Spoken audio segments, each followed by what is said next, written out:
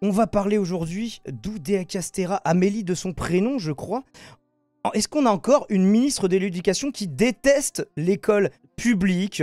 Bon, ça pourrait, je sais pas, sembler être un prérequis de croire un petit peu au modèle que es censé défendre et incarner. Ou alors, je sais pas, nous dire, si on sortait d'un gouvernement précédent, dire, voilà, ils ont massacré l'école publique, voilà, maintenant nous arrivons là c'est de la merde, mais grâce à nous, ça va changer. Bah ça n'a pas l'air d'être ça, ce qu'on nous dit. Donc on va réécouter cette déclaration de la nouvelle ministre de l'Éducation qui succède du coup à Gabi, qui lui-même succédait à Pape Ndiaye. Écoutons cette merveille. Non, pour l'instant, nous n'écoutons pas cette merveille. C'est vrai que ça a fait jaser, effectivement, ces déclarations du 12 janvier. Savez-vous que la musique jazz vient du verbe français jaser? Bref, pourquoi je dis ça?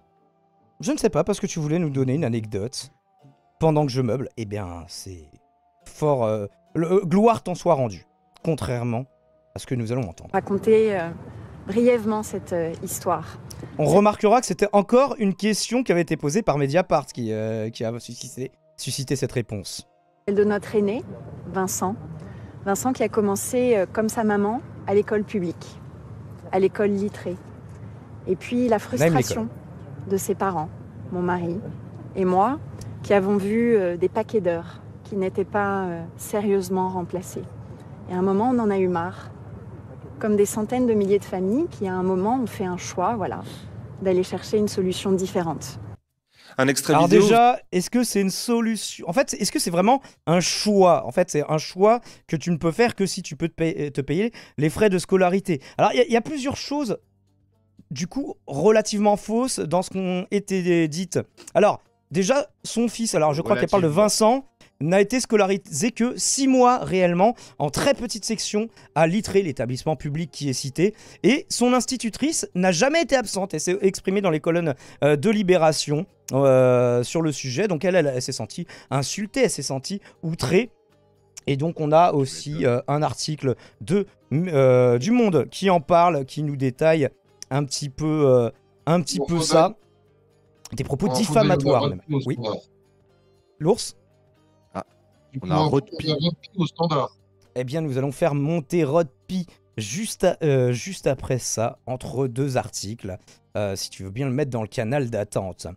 Alors, déjà, ce qu'ils nous disent, c'est... En plus, tu nous parles d'une situation antérieure. C'est qu'en 2009, il n'y avait pas encore les conséquences des suppressions de postes massives, donc attribuées ici à Nicolas Sarkozy par Léa de Boisseuil. On n'était pas dans la même méta qu'aujourd'hui, la situation n'était pas aussi tendue, il n'y avait pas autant de problèmes de remplacement de profs. Le deuxième truc qui est faux, c'est que Littré, c'est quand même une école, je crois que c'est dans le 6e arrondissement de Paris, c'est un endroit, voilà, c'est un endroit coté, c'est un endroit friqué, c'est un endroit où les écoles, même publiques, sont pas dans un état de délabrement de ouf, c'est quand même les endroits où le budget, où tu vois le plus le budget qui a été mis sur la table. Donc, en fait, ce qu'elle dit est triplement faux par rapport à ça déjà. C'est que voilà, il y est resté que 6 mois, c'est pas comme s'ils avaient... Selon l'institutrice, en fait, le couple Oudéa Castéra voulait faire passer une classe à l'enfant Vincent et qu'elle estimait qu'il était trop petit et que pour sauter une classe et que du coup ils s'y sont opposés et que ce serait aussi une des raisons pour lesquelles il l'aurait foutu à Stanislas. En tout cas, c'est le point de vue de l'Instit. Sur le sujet, toujours, on a du coup l'article dont tu parlais de Mediapart. Et maintenant, le soupçon du mensonge. J'ai pas le bon article, mais j'ai le lien à vous donner. Donc, affaire Oudéa Castéra et maintenant le soupçon du mensonge, un article de Ilyes Ramdani qui nous donne aussi, voilà, ses propres détails en relatant aussi les propos de l'institutrice. Je n'ai pas été absente parce que oui, dans l'article du Monde, ils expliquaient qu'elle avait vérifié ses cahiers d'appel de l'école. Pour être sûr. Je n'ai pas été absente et quand bien même cela aurait été le cas, on était toujours remplacés. Il n'y a jamais eu de problème de remplacement à Littré qui est une petite école très cotée. Alors eux-mêmes ils disent oui, bah tout n'est pas parfait dans le public, mais nous on estime que par rapport aux autres écoles publiques, on est quand même vachement privilégiés. Bah, mais ça n'était pas assez. Pas assez cher, mon fils. Le 6e arrondissement, c'est littéralement l'arrondissement de Paris avec la moyenne de mètres carrés la plus chère de tout Paris. Plus que le 16e du coup. Oui, c'est un délire. Ça atteint des stades du 15 000 € le mètre carré. Enfin, bref, n'importe quoi. Ce mensonge la disqualifie pour Manuel Bompard, coordinateur à LFI, le secrétaire national du Parti charcutier français qui disait sur Twitter « Les jours passent et les mensonges s'accumulent ».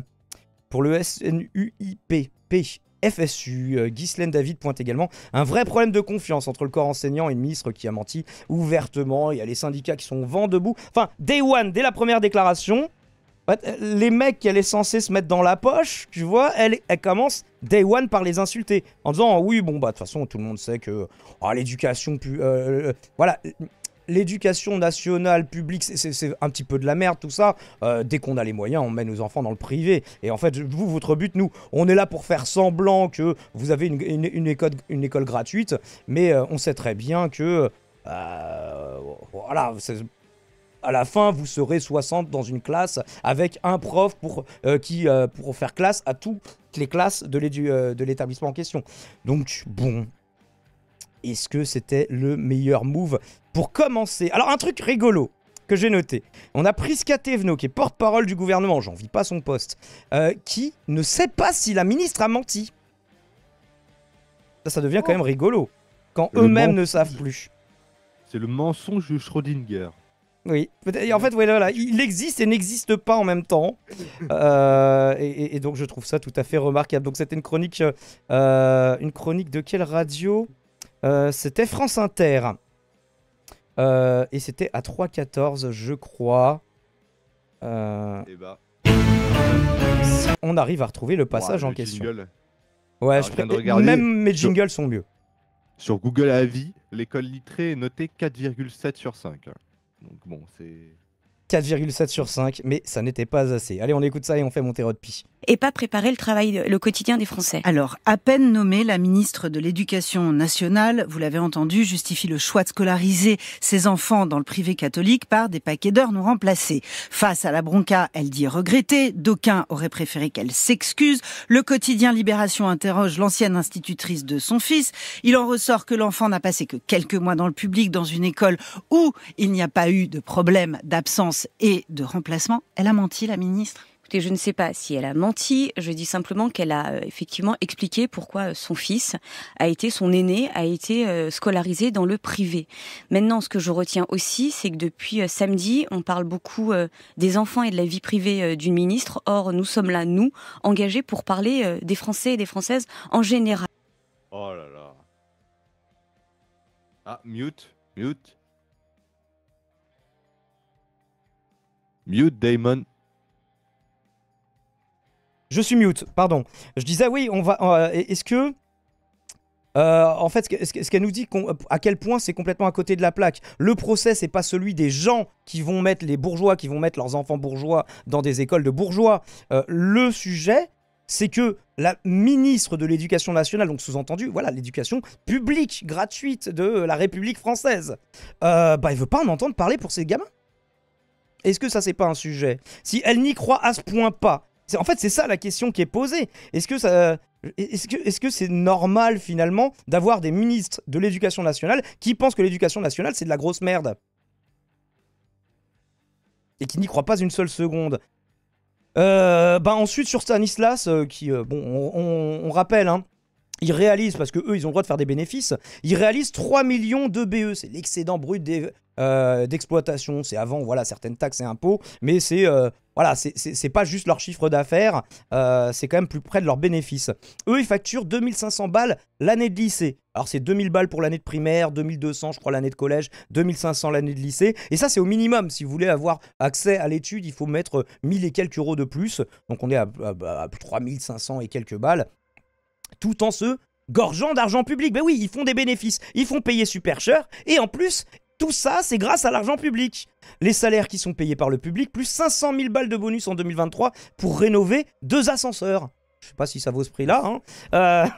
Ça, c'était du facultatif. C'était l'argent de poche, bonus, par rapport au fait que déjà, on paye tous les salaires. Déjà, le personnel enseignant, mais aussi, alors il y a une assiette pour, s'il y a tant d'élèves, on donne tant pour les CPE, les surveillants, etc. Un établissement qui aurait aussi le bon goût de tenir des discours réactionnaires, racistes, homophobes, pour ne rien gâchées. Du coup, faisons monter Et Rod oui. P, qui je pense a beaucoup de choses à nous dire sur le sujet. Salut Rod P, bienvenue dans la radio libre dans l'MCP 250e du nom. J'espère ne pas t'avoir fait trop attendre. Non, bah non, tu m'as pas fait trop attendre et merci et salut et bonne année. Et, Allez parce que voilà, on est en janvier et que c'est la première fois que je viens depuis. Effectivement. Sauf que comme là je t'écoutais sur Twitch, du coup il me manque un bout de ce que vous disiez. Moi là j'en étais à Oudéa Castéra et puis. Et là, on était sur le lycée Stanislas qui gagne plein de fric. Pas juste Oui. qui arrive à l'équilibre, hein, ils font 3 Ouais. millions de BE pour l'exercice précédent. Ils facturent 2500 balles l'année minimum. Voilà. Et en plus, ils ont tous leurs salaires qui sont payés par l'argent public, plus 500 000 balles en 2023 d'argent bonus, juste pour rénover 2 ascenseurs. Et tout ça pour, en fait, financer un établissement pour les riches qui a le bon goût de tenir des Homophobe. discours réactionnaires, racistes et homophobes. Sexiste. Ouais, non, j'étais ouais, ça va, j'étais à jour sur ce sujet finalement, tout va bien. J'ai pas trop appris. Non, bah ouais, non, c'est des des gros porcs quoi. Des gros porcs de cathos. Enfin bref, pardon pour les cathos, je respecte les foi de tout le monde, mais bon, quand même, vos écoles privées, elles font flipper quoi. Ça donne des beaux petits soldats pour la manif pour tous, c'est cool. Ouais, non, mais en fait, moi, ce que je voulais relever, alors il y a eu plusieurs trucs que je voulais relever, mais déjà sur les sujets précédents. Mais là, vu qu'on est sur Oudéa Castéra et la polémique, ce que je voulais dire, moi, c'est que qu'est-ce qu'elle dit, en fait, en somme, au-delà du fait qu'elle mitonne et qu'elle a dit un truc faux. Ce qu'elle nous raconte, au final, c'est elle a essayé d'appliquer à sa vie personnelle en se donnant comme exemple tout ça, que dans mon cas, il y a eu plein d'absences dans le public, en gros. Et que c'est pour ça que mes enfants sont dans le privé. Enfin, en gros, elle a utilisé son cas personnel, mais derrière, pour dénoncer quoi? Dénoncer que finalement, les profs sont des Sachant feignasses qu'en 2009 et à l'ITRE, c'est très très peu plausible ce qu'elle nous dit, et les gens ont l'air de dire que c'est faux. Voilà. Mais sauf que du coup, elle ce qu'en fait, c'est ce qu'elle se dit, c'est qu'elle est médiatisée, elle passe à la télé, et que du coup, c'est tous les Français et les Françaises entendent en même temps que ça favorise en fait l'idée, l'espèce de préjugé du les profs, ces fonctionnaires feignasses qui se font pas. Enfin, qui sont souvent absents et qui, déjà qu'ils donnent que 18 heures de cours au lieu de 35, qu'ils ont les vacances, etc. Bande de feignasses. Enfin, c'est la chanson des Fatal Picard, quoi, sur la sécurité de l'emploi. Donc, ça fait un peu ça, quoi, le discours. Et en fait, moi, ce qui me fait marrer dans l'histoire, c'est que je connais des profs qui enseignent dans le privé. Oui, Et on en ces avait un profs juste qui avant enseignent- d'ailleurs. Ces profs qui enseignent dans le privé font autant de dépression que les profs qui enseignent dans le public. Parce que souvent, c'est les profs dans la zone Roubaix, Tourcoing, tout ça. C'est aussi, c'est pas les collèges et les lycées de riches, en fait. C'est-à-dire que même dans le privé, en fait, la dichotomie, pour moi, elle n'est pas privé-public. L'affrontement, il est juste collège et lycée de riches et collège et lycée de pauvres, au-delà du privé et du public. Et Oui, en fait, parce qu'on dans nous le parlait privé, d'Henri IV, il y on nous a parlait des de- problèmes de profs non remplacés de la même façon qu'il y en a dans le public. Alors, j'ai pas les Ah oui chiffres, j'ai pas de chiffres à balancer.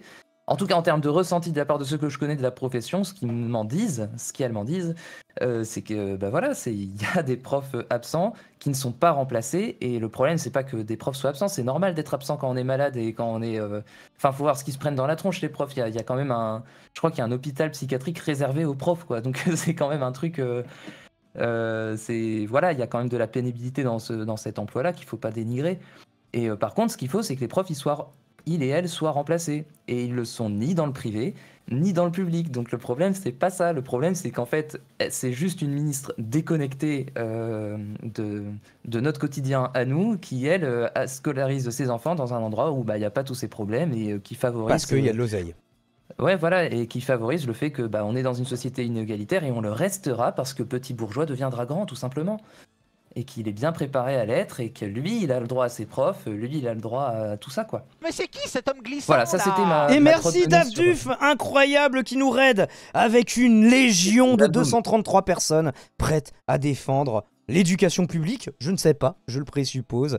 Bienvenue sur la chaîne, les gens. On fait Dave, de la radio libre, comme vous l'entendez. Merci David Dufresne, parce que... Dave, petite Duf. parenthèse de la part Est-ce qu'un modo peut mettre un SO à Dafduf? Ou est-ce que je vais le faire avant Je vais vous m'en charger. On fait de la radio libre, on fait de la revue de presse, on fait du React, et donc vous pouvez participer. Point d'exclamation Discord, si vous souhaitez réagir, comme notre ami Rod P. Sur le Ouais. sujet, là, on est sur Oudéa Castéra, le lycée, alors qui n'est pas juste un lycée, puisque ça va de la primaire au lycée Stanislas à Paris. Et juste, ce qui est fou, c'est que là, déjà, on sortait de la séquence Gabriel Attal, qui lui-même a fait ses études dans L'école alsacienne, c'est ça, qui est un autre truc de bourgeois. 1000 Privé euros aussi. l'année. Merci beaucoup Dadao. Peut-être que je vais pouvoir me payer l'école alsacienne grâce à tes 5 pelletés. Daniel à toi. Merci beaucoup. Et ouais, je sais, il serait peut-être un peu tard pour Non. moi. Et ton enfant sera le prochain roi de Branco. Mais non, mais justement, par contre, c'est ça qui est différent dans cette histoire. C'est que tu pourrais dire, oui, bah moi, j'ai pas choisi, c'est mes parents, ils m'ont mis à l'école alsacienne. Mais elle, sciemment, elle se dit, non, je fais pas confiance du tout au public pour mettre mes gosses, pour scolariser mes gosses. On va faire ça dans les endroits, voilà, les endroits des bourgeois entre nous. Et en plus, pas n'importe quel endroit de bourgeois, puisque une école qui. Là, on voyait justement un article. Merci pour les follow, les gens. N'hésitez pas si vous découvrez la chaîne. Il y a une élève qui a été. Alors qu'elle avait eu les félicitations du proviseur, du principal du lycée, monsieur Gauthier. Elle avait reçu le prix d'excellence du lycée et ils l'ont virée juste parce qu'elle dénonçait en fait des propos homophobes et racistes de membres du personnel. Et on lui a dit, tu n'as pas l'esprit Stan. Oui, parce que les bourgeois l'appellent Stan. Ils ne l'appellent pas Stanislas, évidemment, entre eux. Je n'ai pas corporate. Bah voilà, et puis du coup le père qui raconte ça en disant que voilà, sa fille a été broyée par ce qu'elle a vécu. Et donc voilà, c'est surtout que ça fait je sais pas combien de temps, c'est un rapport qui avait été, une enquête qui avait été diligentée du temps que c'était pas Pendiaï. On n'en a jamais entendu parler. Et Mediapart, ils sont revenus là-dessus. Ils ont demandé, mais Madame Oudéa Castéra, et où est-ce qu'il en est ce rapport? Oh bah il est pas sur mon bureau. Oui, mais où est-ce qu'il en est? Est-ce que carrément ils disent à la fin de l'article que eux ils se sont saisis de la CADA, alors je crois que c'est la commission d'accès aux documents administratifs, pour exiger que le rapport soit rendu public, et ça ne marche pas. Ça ne suffit pas. Ouais. Il est où ce rapport? Oh, je sais pas, je me suis mouché dedans, j'étais malade, j'avais Covid. Alors, Je vais être très clair, ce rapport d'inspection n'est pas sur mon bureau. J'aurai plus d'informations générales sur ce rapport. S'il y a des compléments d'enquête, l'émission, il faut vraiment les faire venir, ils seront menés avec toute l'indépendance nécessaire, a promis la nouvelle ministre de l'Éducation, qu'on suspecte elle-même d'avoir beaucoup soutenu en interne Stan, comme il l'appelle. J'ai envie de chanter la chanson d'Eminem. À l'époque où elle était encore la jeunesse et au sport. Oh là là. Mais est-ce que tu vas parler, parce qu'il y a un autre truc qui a été révélé sur Stanislas. Et merci Nocto Paro qui a offert un abonnement à Nixul. Daniel Valatois. La lettre de conseil qui a Faites-moi été donnée péter aux ce élèves train. La lettre de conseil qui a été donnée aux élèves de seconde. Est-ce que tu as ça dans les articles que tu as prévus? Oui, enfin ils en parlent, mais j'ai pas le détail de la lettre. Ah, parce que moi j'avais vu une vidéo de Loopsider qui résumait tout ça où il citait un extrait de la lettre.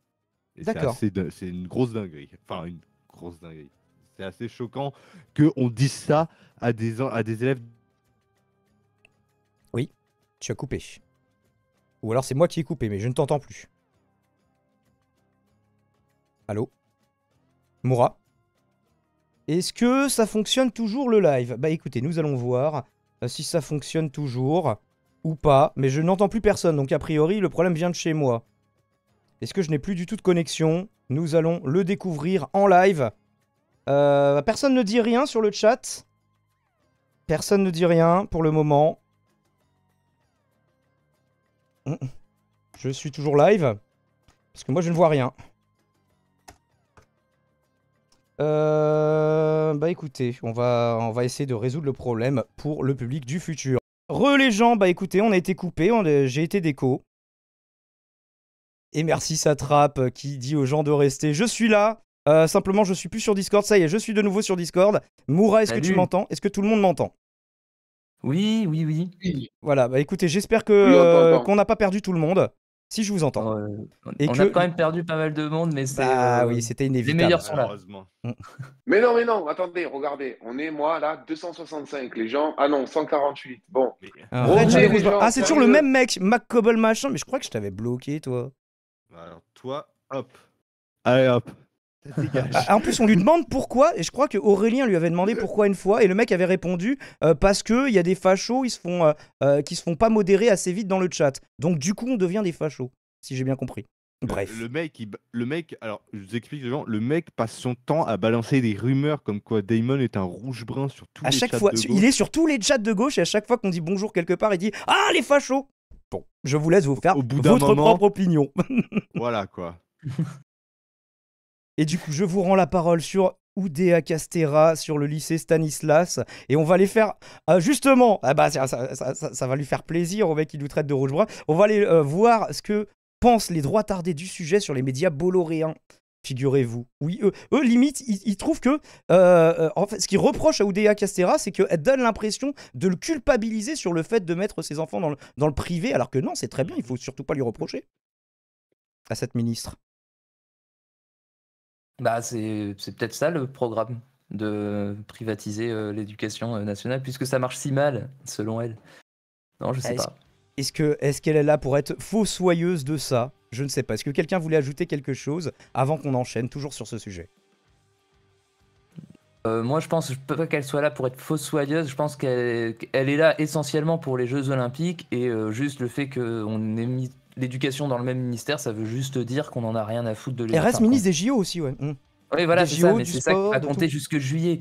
Donc en fait, enfin, je vois pas bien qu'est-ce qu'elle va pouvoir faire pour l'éducation nationale. En fait, je pense qu'elle va servir globalement à rien. Elle va se faire coacher par Gabi. C'est ce qu'ils nous disent dans l'émission Arrêt sur image, que Gabriel Attal dit qu'il va la coacher pour le ministère de l'Éducation.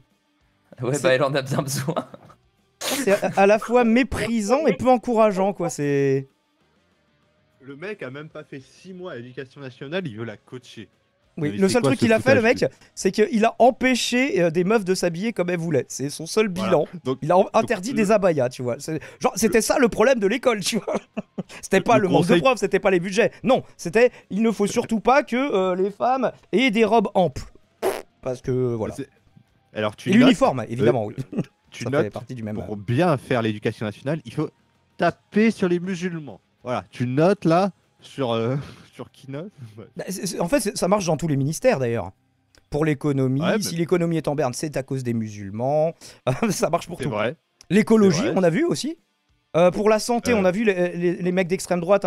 C'était quand c'était les puces de lit là, ou ouais, c'est comme ça que ça s'appelle. Oui, les punaises de lit. Les punaises de lit. Voilà, les punaises de lit, ils disaient que c'était à cause des immigrés. Donc c'est la carte Joker. Vu qu'on est dans une méta d'extrême droite, vous pouvez sortir ça sur tous les sujets. Bon, est-ce qu'ils vont oser à France Inter nous sortir les musulmans pour défendre Oudéa Castéra? Je ne sais pas. Nous allons le découvrir ensemble, sans l'image, parce que les médias bolloréens, ils n'aiment pas beaucoup ça, comme vous le savez, quand on regarde ce qu'ils font. Il y a que CNews, parce que CNews, ils se disent, ouais, c'est fait pour faire du bad buzz, comme on disait en 2014, donc à la limite, ça peut fonctionner, mais Europe 1, je sais qu'ils aiment pas. Bref, écoutons ça. Il est 7h12 sur Europe 1. Cette Dimitri merveille. Pavlenko, vous recevez ce matin l'enseignante et essayiste Lisa Kamen-Izrik. Bonjour Lisa Kamen-Izrik. Bonjour Dimitri. Bienvenue sur Europe 1, vous êtes professeur des écoles depuis une vingtaine d'années, auteur de La Grande Garderie, ouvrage paru il y a quelques mois justement sur la crise de l'école. Alors c'est la première polémique du nouveau gouvernement Attal. Vendredi, pour sa première sortie dans le costume de ministre de l'Éducation, Amélie Oudéa Castéra a confessé scolariser ses 3 fils dans l'établissement privé catholique Stanislas, invoquant les paquets d'heures de cours pas sérieusement remplacés. Il y a Mounil qui dit qu'il a un message qui a été refusé. J'ai pas le détail, si quelqu'un peut regarder ça. C'est à un moment, on en a eu marre, a-t-elle dit. Alors la FCPE, classée à gauche, dénonce un mépris inacceptable. Les syndicats de profs, des propos provocateurs et scandaleux. La ministre s'est excusée. Bon, de quoi cette polémique est-elle le nom, Oui, selon vous? En fait, déjà, toutes les personnes qui sont concernées par le sujet sont vent debout. À part vous, Europe 1, visiblement, on va découvrir. Ou Lisa Kamen-Izrik. Alors on voit d'une part qu'elle ne se comporte pas comme si elle était la ministre de toutes les écoles. Elle est visiblement, elle se sent obligée de se justifier parce qu'elle se comporte comme si elle était la ministre des écoles publiques. Or en France, il y a des écoles publiques, mais il y a aussi des écoles privées sous contrat. Et oui, c'est le cas de Stanislas, c'est sous contrat. Ils se font des millions et en plus, ils se font arroser par de l'argent public. Donc en fait, de facto, ils n'ont pas besoin de cet argent public. Aussi des écoles privées hors contrat, qu'on appelle des écoles libres. Et donc en se justifiant, en réalité, elle se comporte comme s'il était honteux de scolariser ses élèves dans une école privée, a fortiori une école privée sous contrat, qui est en réalité une école qui applique évidemment les mêmes programmes et qui pratique le même type de recrutement que les écoles publiques. Donc elle n'aurait pas... Ce qui est sûr, c'est qu'ils passent le même examen à la fin. Alors après, visiblement, il y a des bonus dans le cadre de Stanislas. Il y a quand même un bonus homophobie, racisme opinion ultra rétrograde qui n'est pas... C'est pas forcé, c'est du bonus, ça, c'est en plus. Se justifier, mais se comporter comme si elle était véritablement la ministre de toutes les écoles. Par ailleurs, il me semble que quand on est parent, elle est mère de famille, je crois qu'elle a 3 fils, on a bien le droit de scolariser ses enfants là où on le souhaite, sans se justifier, ministre ou pas. Hein. Non, mais en fait, on ne fait pas un procès aux parents. C'est ça qu'ils font semblant de pas comprendre, les droitos. C'est pas un procès aux parents. C'est est-ce que c'est quand même bienvenu de la part de la ministre de l'Éducation nationale. Les parents, après, justement, s'il y a des parents qui... alors bon, de toute façon, les bourgeois, ils ont toujours mis leurs enfants dans des écoles de bourgeois. Mais, merci Alex Twin pour le follow. Mais s'il y a des gens qui sont pas tant bourgeois et qui en viennent à se saigner aux 4 veines pour pouvoir mettre leurs enfants dans le privé, justement, est-ce qu'il serait pas temps de réinjecter du budget, réembaucher les gens, relever peut-être éventuellement les salaires? Enfin, on trouve des... je sais plus, c'était 600 milliards de plus pour sur 6 ans de budget pour l'armée. Est-ce qu'on peut pas mettre quelques milliards dans l'école plutôt que juste mettre tous les milliards juste pour tuer des gens? Je pose la question. Il me semble que c'est un droit, le droit de chaque parent de décider de l'éducation qu'il souhaite donner à ses enfants. Oui, alors vous dites liberté scolaire, Lisa Kameniersig, mais ça a été pris un petit peu comme si le nouveau directeur général d'une entreprise avouait d'emblée publiquement que les produits de ses concurrents étaient meilleurs. C'est ça en fait peut-être qui a choqué, vous pensez pas? Oui, comme elle se comporte comme la ministre, enfin on souhaite des ministres de l'Éducation nationale en France qu'ils soient des ministres de l'école publique. Elle est bien obligée d'admettre, puisque c'est vrai, c'est le cas, tout le monde le constate, que l'école publique aujourd'hui ne fait pas toujours bien son travail. Elle est bien obligée d'admettre... Est-ce que l'école publique a le moyen de bien faire son travail? Justement, ce serait ça la réflexion à fournir. Que la concurrence... Mais pour eux, en fait, justement, ça va être l'inverse. C'est ça fait pas son travail alors que c'est un gouffre à pognon, donc arrêtons de mettre du pognon là-dedans, et de toute façon, le privé, ça marche beaucoup mieux. Ça, j'imagine, c'est ça leur conclusion. Privé fait que 40% des élèves, une fois dans leur scolarité, passent dans le privé, et que plus de la moitié des Français, c'est un sondage récent de l'IFOP 2023, souhaiteraient pouvoir décider, choisir l'école de leurs enfants, ce qui sous-entend qu'ils souhaiteraient pouvoir Mais putain, c'est pas toi qui décide. C'est l'argent. En fait, il y a pas de décision si t'as pas 2-3 000 euros à mettre par enfant et par an. Se dégager juste de la carte scolaire oui. Et éventuellement choisir une école privée. Aujourd'hui, on n'entre pas dans le public parce qu'il est meilleur, mais parce qu'il est monopolistique. C'est-à-dire qu'en gros, quand on n'a pas les moyens de se payer une école privée, on n'a pas le choix, on est tanké par la carte scolaire en bas de chez soi, dans l'école du coin. Et justement, est-ce qu'il n'y aurait pas quelque chose à réformer dans cette carte scolaire? C'est ce qu'on nous dit sur le chat. Est-ce que ça promeut la mixité sociale? Le fait que si tu habites dans un quartier de bourgeois et que tu es déjà un enfant de bourgeois, tu iras dans une école de bourgeois avec d'autres bourgeois et tu ne verras jamais autre chose que des bourgeois tout au long de ton existence de riche. On se retrouve dans... Et après, tu seras censé représenter, bien sûr, dans tes futurs postes décisionnaires, parce que tu es déjà fils de ministre et tu seras ministre aussi, du coup, du destin des prolos que tu ignores complètement. Des cas à mettre ses enfants dans une école dans laquelle, effectivement, les professeurs sont souvent absents et, par ailleurs, n'enseignent pas forcément, n'instruisent pas forcément les enfants, mais leur délivrent plutôt un contenu très idéologique. Mais allons un peu plus loin, Lisa Kameniersig. Et là, par contre, là, c'est pas idéologique.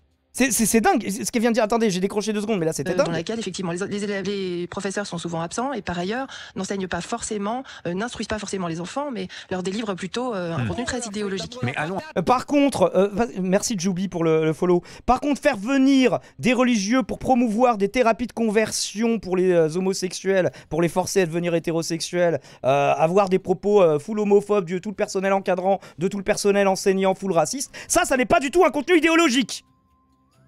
C'est incroyable, les droitos. Un peu plus loin, Lisa Kameniersig, on se rappelle de la polémique entourant la découverte du fait que Pape Ndiaye, son prédécesseur à l'éducation nationale, lui scolarisait ses enfants aussi dans le privé, en l'occurrence à l'école Alsace. Ah oui, mais ça avait fait les mêmes remous, sauf qu'il n'avait pas dit derrière « Oh oui, mais vous comprenez, le public, c'est tellement bien de la merde !»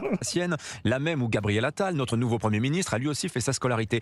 Ça n'a pas eu le même retentissement. Enfin, disons que la polémique n'était pas tout à fait de la même nature. Qu'est-ce qu'il y a encore une fois, est-ce que Gabriel Attal, c'est ses parents qui ont fait ce choix-là? Il n'a pas encore d'enfant, je crois. Particulier peut-être dans cette affaire Oudéa Castéra. Est-ce que ça tient à la nature de ce collège, lycée? Enfin, je crois d'ailleurs c'est tous les niveaux, enfin de la maternelle jusqu'au lycée. On va faire monter Sensi après. Oui, alors si j'ai bien entendu, on reproche à cet établissement de délivrer une instruction réactionnaire. C'est ça que j'ai entendu. Ça, ce sont les mots de Mediapart. Soi-disant. Oui. Ce sont ces gauchistes de Mediapart, évidemment. On veut bien voir le détail de l'enquête, histoire d'avoir plus de détails, mais déjà dans les témoignages qui remontent, c'est déjà un peu glaçant. Moi, je ne m'explique pas la différence de traitement, autrement que Madame Oudéa Castéra est considérée peut-être comme étant plus à droite que ses prédécesseurs. Mais est-ce que c'est qui fait qu'on l'évitement lui reproche scolaire? plus. Pardonnez-moi, Lisa Kamener, est-ce que c'est Oui, bien sûr. l'évitement Comment répondre complètement à côté? scolaire? C'est-à-dire le fait. En plus, elle développe la problématique pour répondre à côté. C'est rigolo. de fuir l'école publique qui pose problème? Est-ce que c'est l'élitisme que l'on prête à l'établissement? Oui, l'ours. Pour info, on a Sentier Battant qui est dans le standard. Oui. Stanislas, comme d'ailleurs ça avait été On le fait cas monter juste après. pour l'école alsacienne. Est-ce que c'est la dimension d'enseignement catholique aussi qui pose souci? Dans un pays Ah, égalitariste. ce qui est sûr, Europe 1, c'est que un enseignement privé musulman, ça vous poserait beaucoup plus de problèmes. Mais par contre, voilà, si c'est des valeurs religieuses chrétiennes, là par contre, on va tout de suite faire une émission complète pour défendre le truc. Et dont on a extirpé la religion violemment au début du XXe siècle, effectivement, l'établissement... Extirper violemment la religion au début du XXe siècle. Qu'est-ce qui s'est passé au début du XXe siècle? Il y a eu 1905, la séparation de l'Église et de l'État. Mais est-ce que abolir les privilèges de l'Église et dire oui, bon bah maintenant en fait, on va arrêter de dire que les religieux c'est eux qui décident conjointement avec les rois, de toute façon on les a abolis, de la politique de ce pays? Est-ce que ça veut dire extirper violemment? En fait, est-ce qu'on a pris des bulldozers pour raser les églises? On a persécuté les chrétiens dans les rues? Qu'est-ce qui s'est passé? Quel chapitre de l'histoire de France d'Alteris elle est en train de nous développer? Stanislas est sans doute aux yeux de beaucoup de gens coupable. Au fait, c'est qui la dame? C'est Lisa Kamenersig, professeure des écoles et auteur de La Grande Garderie aux éditions Albin Michel, qui vient sur le média bolloréen d'extrême droite Europe 1. Je sais pas si ça a toujours été d'extrême droite péché, Europe 1. c'est-à-dire instruire véritablement Avant. les enfants, ce qui est considéré aujourd'hui comme un élitisme, et proposer une liberté religieuse. C'est-à-dire que si on met ces enfants de péché, c'est-à-dire instruire véritablement les enfants, ce qui est considéré aujourd'hui comme un élitisme, et proposer une liberté religieuse. C'est-à-dire que si on met ses enfants à Stanislas, Stanislas on dit Stan, hein, entre professeurs, si on met ses enfants à Entre bourgeois aussi. Stan, c'est peut-être qu'on a envie qu'ils reçoivent Ils m'en disent également une instruction, une éducation spirituelle. Ça dérange beaucoup les gens qui effectivement sont pour à la fois un égalitarisme et le fait que la religion n'entre pas dans l'éducation des enfants. Mais Ah, sûrement que toutes les spiritualités ne se valent pas pour vous, les gens, mais bon. Oui. Bah, on rappelle qu'il y a un lycée musulman qui a perdu, c'était le dernier lycée musulman à avoir des subventions en France, il les a perdus récemment pour soi-disant laïcité, Donc, blablabla, mes couilles. C'est rigolo parce que il y a plus, voilà, il y a la rupture soi-disant entre les églises et l'État, mais l'État qui continue de sponsoriser les écoles catholiques, mais pas les écoles musulmanes du coup. Tiens. Est-ce que ce serait pas une entrave à la laïcité du coup? Ah non.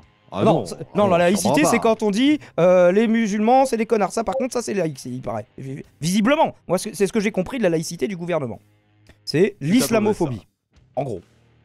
C'était censé être contradictoire normalement, mais bref. personne n'oblige les parents à mettre leurs enfants à Stan, c'est un choix personnel. Encore une fois, quand on a des enfants... Non mais personne les oblige à 2500 balles minimum, bah oui. Je ne sais pas à quel titre on devrait être interdit de leur donner une instruction religieuse si on le souhaite. Il me semble que ça fait partie de la liberté Complètement individuelle. à côté. Donc après, personne ne souhaite, mais même moi qui suis pour la libéralisation des écoles, je ne souhaite pas qu'on oblige les enfants. Ça vous dit quelque chose, l'école gratuite, laïque, obligatoire? C'est pas ça que l'éducation nationale elle est censée gérer? Une instruction religieuse, je suis pour que les gens aient le choix et le choix financier. Le problème aujourd'hui, c'est qu'une école comme Stanislas ou des écoles privées prestigieuses comme l'école alsacienne sont réservées de fait à des gens qui ont des moyens financiers importants, puisque une fois qu'ils ont payé leurs impôts pour payer l'éducation nationale, ils sont obligés de repayer des frais de scolarité pour intégrer ces écoles. Donc sa solution, ça va être d'abolir les impôts du coup, non, j'imagine. Le problème, c'est qu'on prive une partie des Français de ce choix par la monopolisation de l'argent public pour financer l'éducation nationale, qui visiblement aujourd'hui provoque un évitement. Il n'y a pas qu'à Stan, il y a énormément d'établissements. Je suis sûr qu'à Stan, il serait très très heureux de recevoir tous les élèves du 9-3 qui en ont marre de leur bahut où il n'y a rien, tu vois. Je suis sûr, ils en seraient ravis. Dans les villes moyennes, dans lesquelles les parents se ruent pour inscrire leurs enfants, qui ont des listes d'attente longues comme le bras, parce que les gens souhaiteraient mettre leurs enfants dans des écoles privées, sous contrat ou hors contrat. Merci Lisa Kamener. Vous entendez quand même la conclusion? La conclusion, c'est pas il faut sauver l'éducation publique, c'est il faudrait que plus de gens aillent dans le privé. Parce qu'en fait, il n'y a que ça qui est bien. Et donc, c'est ça qu'il faut favoriser. La conclusion, moi, ce que j'entends, c'est ça. Qu'est-ce que vous en pensez? On est d'accord que jusqu'à présent, il n'y a eu qu'une seule question de posée par la journaliste et qu'elle est partie en diatribe sans jamais être coupée, la meuf, là. Oui, non, mais c'est bon. T'as le temps de développer dans ces cas-là. On est d'accord que le fait que la ministre ait menti et que ce qu'elle a raconté, ça n'a même pas été ne serait-ce qu'évoqué. Non, on te parle juste d'un parent qui a le droit de faire un choix. Ouais. C'est tout. Non mais ils sont graves là. En fait, on vit dans des réalités parallèles quoi. Ah, mais Le pire, c'est que je sais même pas s'ils sont intrinsèquement de mauvaise foi ou Ils si. sont matrixés aussi pour beaucoup. Mais... Je ne sais même pas, en fait, tu vois. Enfin, c'est lunaire. Alors, C'est le mot. on a Sentier Battant. On en va le faire standard. monter, du coup. Attends. D'accord. Et salut à toi, Sentier Battant, comment va? Est-ce que tu nous entends? Bienvenue dans la Radio Libre, bienvenue dans l'MCP.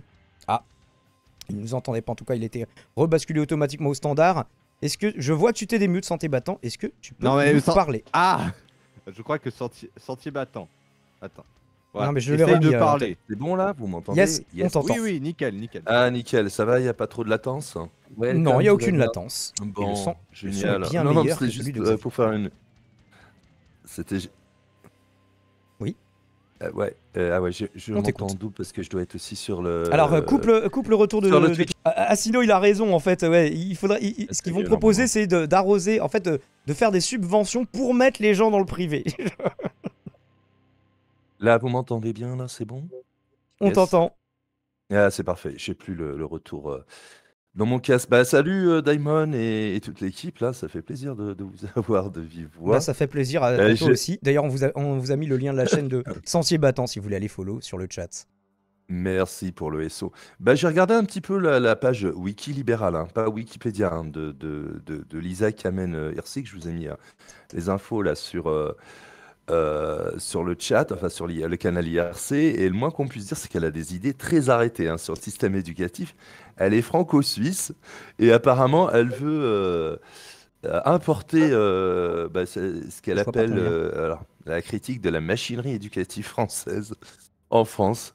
Elle ressemble beaucoup à tous les bourgeois qu'on entend un petit peu sur les chaînes de droite, qui nous expliquent comment les petits Français, les petites Françaises, les petits Suisses et les petites Suisses doivent être éduqués. Ah bah déjà, son background, il est très bourgeois. Très très bourgeois, ouais. Très très bourgeois, et puis on voit très bien où elle veut nous mener. Hein. Alors par exemple, elle est l'avocate de ce qu'elle appelle le chèque éducation, qui permet aux parents de choisir l'éducation qu'ils veulent pour leurs enfants. Ah bah voilà, ouais, pour c'est ce qu'on éviter disait sur le chat. le wokisme scolaire.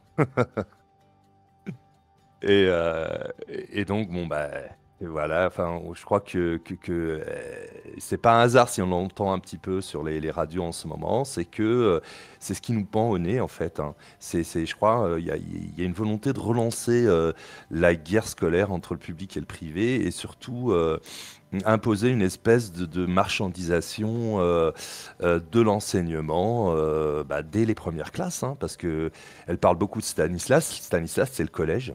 Et c'est aussi Alors, la primaire. Comment? Et c'est aussi la primaire. Et c'est aussi la primaire, ouais, exact. Voire plus, puisqu'il était en très petite section quand ils l'ont inscrit à Stanislas. Donc la maternelle, carrément. Je sais pas du coup. J'ai pas trouvé les frais d'inscription pour la maternelle, donc. Ça doit exister, hein, parce que je pense que voilà, ces gens-là doivent être horrifiés par l'éducation nationale. Hein, et ils parlent carrément de bulldozérisation, carrément de. Enfin, ils voient la loi de 1905 comme. Je sais pas, comme quelque chose d'absolument horrible. Oui, bah c'est. Et je sais pas, on a l'impression d'avoir vraiment des royalistes qui reviennent. J'ai l'impression d'écouter un peu le discours de l'Action française, qui existe quand même depuis plus d'un siècle, hein, même maintenant. De l'Action française. Après, des droitos, scatos, ils sont pas forcément de l'AF, même s'il y en a, bah, ils sont. Je crois pas qu'il y ait des gens de l'AF qui ne soient pas cathos à fond, tu vois. Puisque c'est la monarchie de droit divin, un petit peu, c'est ça qu'ils veulent rétablir, quoi. On sent qu'il y a, si tu veux, une espèce de gradient entre toutes ces droites là, les droites qui se disent soi-disant laïques, mais bon, qui n'en pensent pas moins, les droites un peu type Action française, et puis les droites qui se disent très, très libérales. Hein, les fameux, les personnes un peu comme Elon Musk et compagnie, quoi. Et on a l'impression qu'il y a une espèce de fusion de toutes ces idées-là pour arriver à quelque chose relativement construit, où on veut vraiment mettre les enfants dès la maternelle, dès le primaire, dans un mood ultra bourgeois ou dans un mood de compétition acharnée. Et voilà, enfin, pour moi, c'est pas ça l'éducation nationale. Ouais, je suis toujours en ligne, là, il faut que je... Ah tiens, il y a un chat. Et oui, Coucou, tu es le toujours chat. en ligne, mais c'est parfait, tu as Ouais, parfaitement je t'ai occupé permis le temps de qui t'était bouger le chat, je sais réservé. pas ce qu'il a fait le chat. Il était en train d'essayer de conquérir le monde ou quoi? Non, je l'ai mis sur son arbre parce que les gens préfèrent quand ils peuvent voir Satil. Est-ce qu'il fait partie Du du coup, l'action française qui vient parler de liberté de choix, quand même, ça manque pas de sel. Enfin, l'éducation type action française qui vient parler de liberté de choix, c'est rigolo, quoi. Liberté de choix, choisir sa scolarité, mais par contre, pour le reste, bon. Oui, parce que les dans leur pauvres mode de choisissent pensée, de c'est pas mettre censé les venir d'eux, quoi. pauvres choisissent de mettre leurs enfants dans des bahuts de pauvres. Ouais, voilà. Mais à Ouais, propos, mais unpopular opinion, mais moi, je pense que la liberté de choix sur l'éducation, je suis pas sûr d'être pour, quoi. Enfin, la liberté. En fait, le mot liberté, à chaque fois, on a une vision très positive du mot liberté. Et en fait, la liberté, comme c'est toujours pour les bourgeois et jamais pour nous, La liberté je des finis par le bourgeois, c'est bannir, moi, ce rarement mot. la nôtre. Ça correspond, c'est un peu antagoniste. Parce que moi, sur choisir choisir son modèle d'éducation, bah, j'ai l'impression que ça participe au fait que du coup, on vit tous dans des sphères complètement différentes, avec des éducations différentes, et on n'arrive pas à faire, à faire peuple entre guillemets, quoi.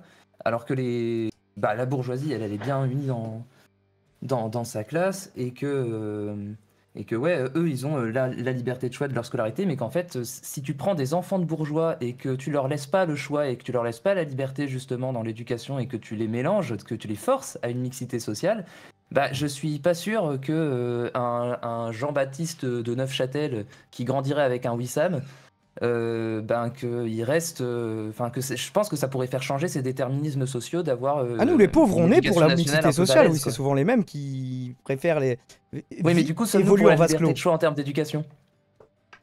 Tu vois, c'est pas sexy comme opinion, ça. Et pourtant, j'ai tendance à... Bon, bref. Je dis des trucs pas cool. Les bourgeois ont le choix. De facto, c'est vrai, les bourgeois ont le choix. Ils peuvent mettre leurs enfants où ils veulent. bah ouais, je dirais même que les bourgeois ont tous les choix. Et en fait, la liberté d'éducation des pauvres s'arrête où commence celle des bourgeois, et qui ont une grande, grande liberté, hein. C'est pour ça qu'ils aiment ce mot-là, parce que c'est une manière pour eux comment dire, d'imposer en fait leur vue. Et c'est eux qui nous expliquent ce que doit être l'éducation nationale.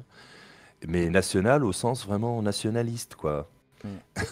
Et dans quelle mesure, à quel moment le fait d'avoir des trucs comme Stan, qui... Le but, c'est de générer de l'argent et de faire, bon, accessoirement en faisant passer aussi quelques valeurs bien du passé, mais le but, c'est de générer de l'argent, ça se gorge d'argent public. Moi, c'est surtout le plus gros problème que j'ai par rapport à ce bahut-là, c'est que, en fait, un modèle comme ça mine nécessairement... c'est du budget qui aurait pu être mis ailleurs, en fait, tout simplement. Eux, ils en ont pas besoin. Ils n'ont pas besoin de 500 000 balles pour refaire 2 ascenseurs. Ils n'ont pas besoin d'avoir l'intégralité de leur salaire qui sont payés. Dans ce cas-là, s'ils veulent vraiment faire leur truc de bourgeois, eh ben, ils font l'inscription à 10 000 € l'année et ils nous font pas chier à demander de l'argent public.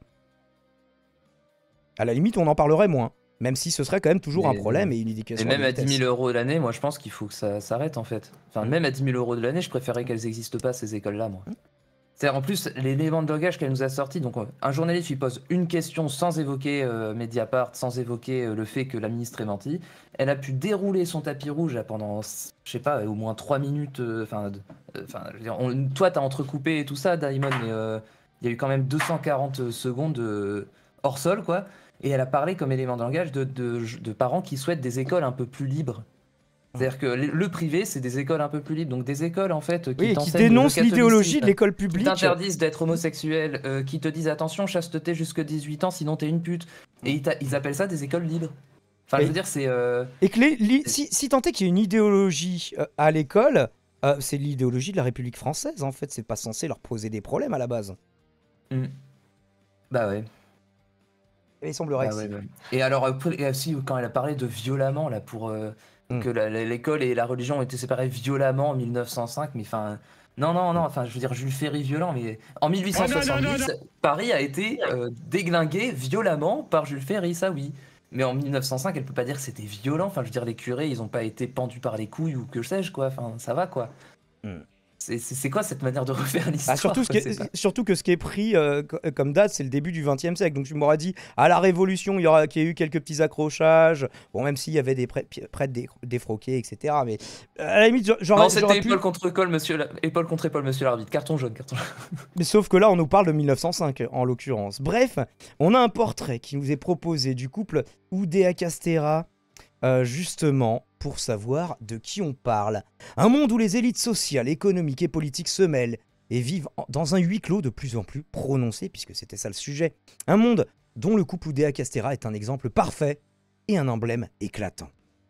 Amélie Oudéa-Castéra a 45 ans. Son père est Richard Castéra, haut fonctionnaire, ex-directeur de Publicis, pas nulle part, agence de communication mondialement célèbre. Sa mère, Dominique Duhamel. Je vous dis, les Duhamel sont partout. Ex-directrice des ressources humaines de Safran, le géant français de l'aéronautique et de la défense, et la sœur des journalistes Alain et Patrice Duhamel. La nouvelle ministre est donc la nièce d'un éditorialiste politique, arbitrant les émissions politiques à la télé depuis 1970, excusez du peu, de son frère, tour à tour directeur des programmes de France Inter, directeur adjoint de Figaro Magazine et directeur général de France Télévisions.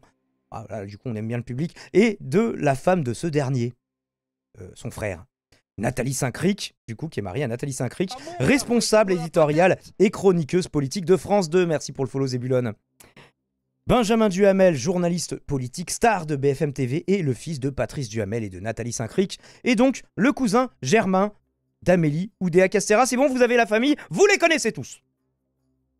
La future ministre a été dans sa jeunesse championne de tennis. Elle atteint le top 300 mondial en simple en 1994 avant de stopper sa carrière à 18 ans pour se consacrer à ses études parisiennes. Elle passe par Sciences Po, l'ESSEC et l'ENA où elle côtoie Jupiter et Faistos, premier dans la fameuse promotion Sanger. Alors j'ai retrouvé des images, elle qui joue au tennis. Est-ce que vous voulez ça en bonus?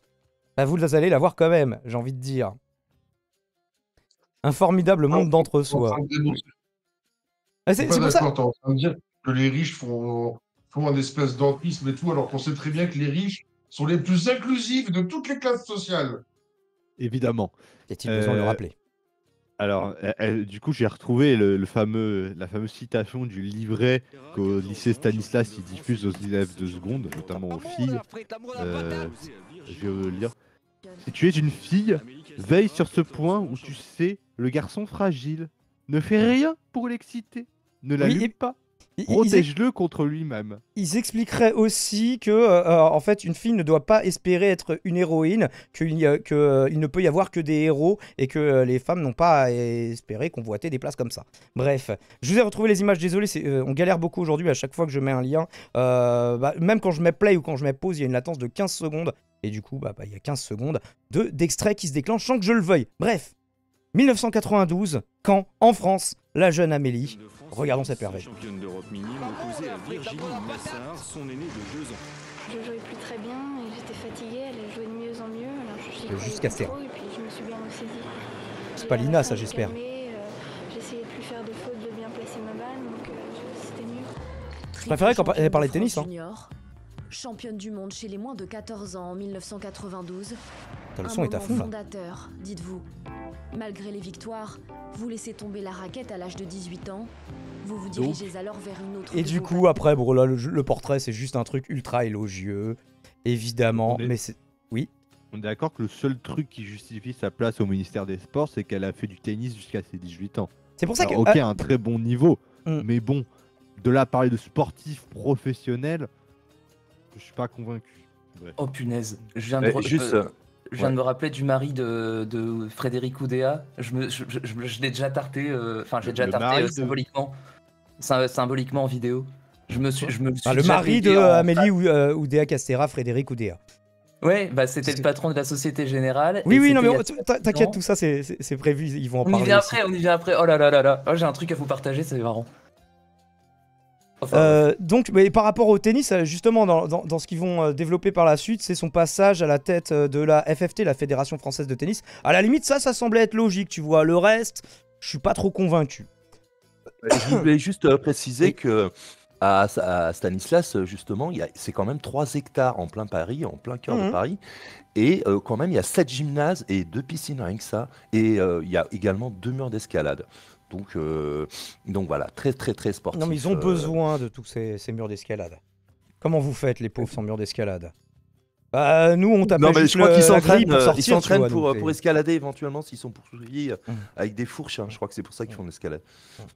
Il vaut mieux être bon.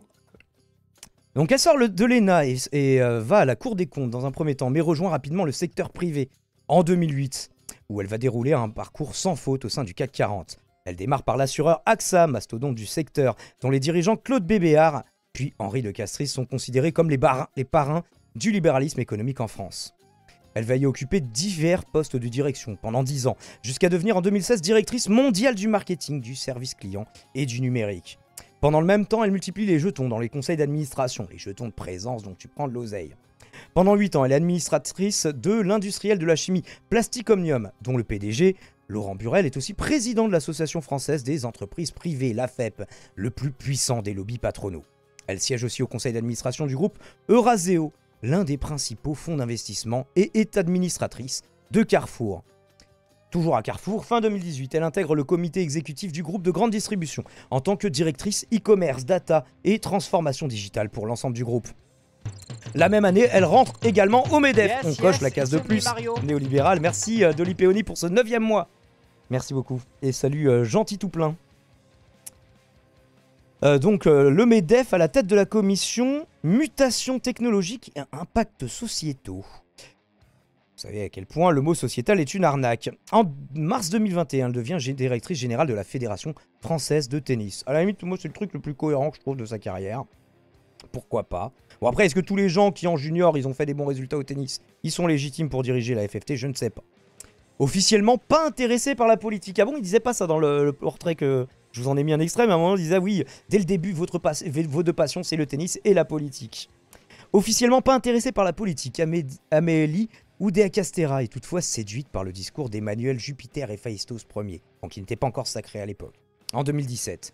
Si on veut aider Emmanuel Macron à améliorer la situation de notre pays, des gens comme nous doivent prendre leur part de risque et y aller. Putain, on a une notion du risque qui est pas... Bref. Dit-elle au journal L'Équipe. Tu risques quoi? Ça va bien se passer pour toi, hein, globalement. Hein. Elle adhère En Marche dès sa création et tanne le président, à peine élu, pour devenir ministre des Sports, ce qu'elle va obtenir en 2022. Oui. C'est l'amour du risque, hein. Tu sais, la série, si t'as connu ça. Je pense qu'ils sont plutôt sur cette take-là. Pas trop. La rémunération du risque, en mode, oui, la justification des capitalistes pour être des parasites d'en haut. Non, mais tu sais, l'amour du risque avec Jonathan et Jennifer, deux justiciers milliardaires, ça te dit rien? Je connais le générique, mais je t'avoue que les séries des années 80, je déteste les séries des années 80 d'une manière générale. Et je sais pas, je crois que c'est une série des années 80. Du coup, j'imagine que ça rentre dedans. Oh, je suis de 85, donc en plus, j'ai pas trop cette nostalgie-là. Qu'est-ce qu'on a d'autre? Après avoir rejoint En Marche, le ministère des Sports... Lorsqu'elle débarque au gouvernement, elle se classe 2e au titre des ministres les plus riches. Donc voilà, comme ça le tableau, voilà, c'est ce que laissait préfigurer les premières esquisses. En termes de patrimoine, 6,4 millions d'euros. Comme de revenus, 2,9 millions touchés en 5 ans et un salaire de plus de 35 000 euros annuel à la FFT. Sachant qu'elle fait pas que ça à ce moment-là. Une fois au pouvoir, si elle met au pas une partie du vieux monde en participant activement au départ de Noël Le Graët et de Bernard Laporte des fédérations françaises de football et de rugby, elle se fait aussi remarquer par diverses déclarations, masquant mal son pédigré. Alors là, ce qu'on va écouter, c'est dans une audition à l'Assemblée nationale le 16 novembre dernier, où elle explique que c'est plus ou moins un salaire de misère, là, les 35 000 balles. C'est la passion, c'est l'investissement. C'est la passion, c'est l'investissement. Si je rapporte ma rémunération actuelle au volume d'heures que chaque semaine je m'enfourne en bossant jour, nuit, week-end, je suis pas bien payé. Je suis pas bien payé. C'est pas grave. J'ai une mission fondamentale dans un moment important pour le pays. C'est pas grave. Et voilà, elle accepte ce salaire de misère, mais parce qu'elle est investie d'une passion, d'un désir ardent de faire irradier le tennis français dans le monde entier. Alors 35 000 balles, mettons que... Parce qu'elle dit, elle travaille les soirs, les week-ends. Alors je sais pas, mettons que... Allez, on va dire, elle travaille quoi 13 heures par jour, on va dire, tous les jours, 7 jours sur 7 sans jamais s'arrêter. Est-ce qu'on part sur cette base-là pour essayer de calculer son salaire horaire? Est-ce que, bon, 13 heures par jour, c'est vrai que c'est beaucoup. Je vais faire un oui. Comment? Si je veux faire un calcul vite fait, 35 000 balles, c'est ça? 35 000 balles. Donc, alors, on va dire que elle travaille 13 heures par jour, 7 jours sur 7. Donc, on va dire, donc, un mois, c'est 30 jours. Donc, 13 fois 30. Ça fait combien d'heures travaillées? Ça fait 390 heures travaillées par mois. Sachant qu'elle a deux demandes. Attends, oui, parce que tu en parles en même temps que moi, c'est compliqué, vas-y. À titre d'information, je vais me faire le calcul. À 35 000 balles par mois, même si elle travaillait 24 heures sur 24, 7 jours sur 7 sur un mois de 31 jours, elle serait quand même à 47 € de l'heure. Et donc, avec le calcul qu'on a fait, 390 heures, donc 35 000. Bon, ce qui est déjà 13 heures par jour, 7 jours sur 7, hein, si on admet ça, ce dont je doute. Divisé par 390, ça nous fait un salaire de 89,74 € de l'heure. Donc 90 € de l'heure. C'est vrai que c'est un salaire de misère. Vous, si on vous demande de bosser pour 90 € de l'heure et qu'on vous dit « Bon, par contre, faut pas trop compter ces heures », vous allez dire « Non, 90 de l'heure, c'est pas assez. » Et je vous comprends. Mais vous n'êtes pas investi d'une mission comme Amélie, c'est normal. Elle, voilà, contrairement à vous, bande de feignants, elle s'économise pas. Voilà, je l'ai dit. Un mois plus tôt, elle avait demandé aux étudiantes et étudiants de, oui, souvenez-vous, faire des efforts pendant les Jeux Olympiques et de devenir SDF, en laissant leur logement du Crous aux agents des services publics réquisitionnés pour l'événement. La ministre avait également déjà été prise en flagrant délit de mensonge. Oui, c'était à l'époque alors c'est un autre article qu'ils ont fait sur les... militants qui scandaient des trucs homophobes dans le foot. Où elle s'était investie, saisie du sujet évidemment dans l'heure qui a suivi. Bon, en fait, pas trop. Et elle avait toujours été 90 € hors taxe ou TTC, Daimon. Bah, je sais pas, mais que même si on est en salaire brut, ça me semble énorme. Ils n'ont pas précisé, donc c'est peut-être en brut, on sait pas. Dans tous les cas, ça me semble sardanapalesque pour quelqu'un de normal. Depuis 2006. L'actuelle ministre de l'Éducation et des Sports est aussi l'épouse de Frédéric Oudéa. On avait dit qu'on en parlerait. Ah oui, parce que c'est Oudéa Castéra. Donc il y a les deux. Alors, qui est son mari? On a parlé de sa situation de famille, mais pas des alliances qu'elle a pu créer par mariage et de possibles conflits d'intérêts. Oui.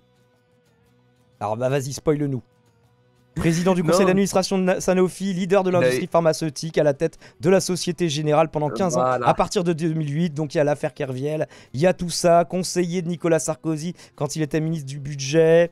Et donc, qu'est-ce qu'il y a eu d'autre? Oui, c'était à l'époque, la Société Générale, c'était les premiers à avoir autant investi dans les activités spéculatives que dans les activités de dépôt avant que BNP devienne BNP Paribas. Et c'est sous son impulsion aussi. C'est sous son impulsion que des risques inconsidérés ont été pris et que du coup, tu as eu le scandale Kerviel, notamment. C'était aussi à son époque que la Société Générale était la banque qui investissait le plus dans les énergies fossiles, à l'heure des rapports du GIEC, de la collapsologie et tout ça.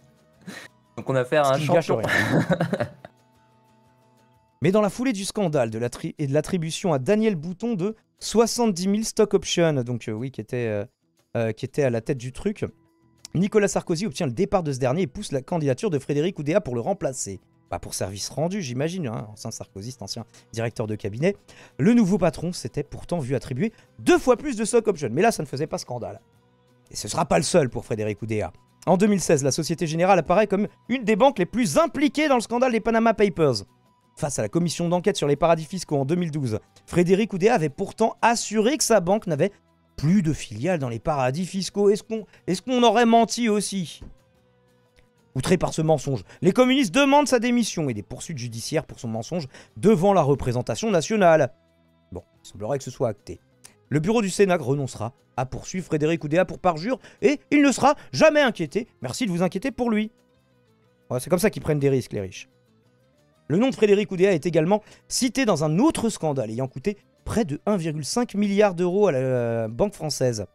Celle-ci a en effet fait l'objet de poursuites devant la justice française mais aussi anglaise, américaine, pour avoir entretenu des relations privilégiées avec la Libye de Mouammar Kadhafi entre 2005 et 2010, en profitant du rapprochement à l'époque avec Sarkozy, avant qu'il dessoude tout le monde là-bas. En France et aux États-Unis, les investigations judiciaires se sont soldées par des accords d'extinction des poursuites prévoyant le paiement d'une amende de 250 millions d'euros à chaque fois. En Angleterre, la banque a accepté de verser 963 millions d'euros en 2017, juste avant la tenue du procès. À l'époque, Frédéric Oudéa avait exprimé ses regrets, attribuant les pots de vin versés à l'entourage de Mouammar Kadhafi à un manque de prudence observé par certains de ses collaborateurs. Bon, lui-même n'était évidemment pas au courant. Ah, c'est con. Ils avaient fait un dossier à l'époque pour expliquer que si, il était tout à fait au courant et qu'il s'est rendu au moins une fois personnellement là-bas pour aller contresigner un marché avec le régime en place. Le PNF qui a ouvert une enquête, nous verrons ce qui en ressort. Ce sont finalement ses pairs qui le pousseront vers la sortie, principalement en raison de performances médiocres de l'entreprise et de la fusion avec le Crédit du Nord qui se passe mal. Le 12 janvier dernier, la Haute Autorité pour la Transparence de la Vie Publique, la célèbre HATVP, a invité les membres du nouveau gouvernement à porter une attention toute particulière à la prévention des conflits d'intérêts. Une mise en garde particulièrement appropriée pour le couple Oudéa-Castéra, qui porte jusqu'à son point d'incandescence la jonction des intérêts économiques et politiques de l'élite française. Un article à 8 mains de Dan Israël, Martine Orange, Anton Rouget et Mathias Thépaut. D'autant que Thépaut, ils font référence à pas mal d'articles de Martine Orange tout au long de cet article si vous souhaitez voir les épisodes précédents. Est-ce qu'on avait encore quelque chose sur le dos? On va faire un sacré CV de la nouvelle ministre de l'Éducation nationale. Donc moi je dis. Après, ce sera des affaires à suivre. Je vous mets en bonus l'émission du Média qui en 11 minutes nous résume pas mal de choses aussi. Moi je dirais juste un truc. Fenwick, pour ceux qui auront la référence. Moi non. Moi je comprends mieux pourquoi elle veut mettre ses enfants dans le privé. Et ses enfants, si jamais les autres enfants apprennent qui sont ses parents, ça va mal se passer quoi. En fait. Elle se protège. Auprès d'autres enfants bourgeois, en fait, ces gens-là, sont vus comme des héros.